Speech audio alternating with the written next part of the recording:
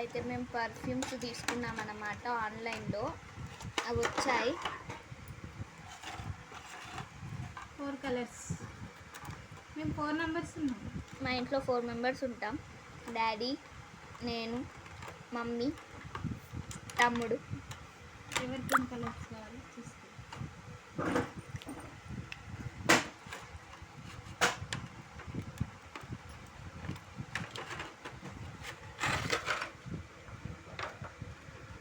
రెండు బ్లూ, రెండు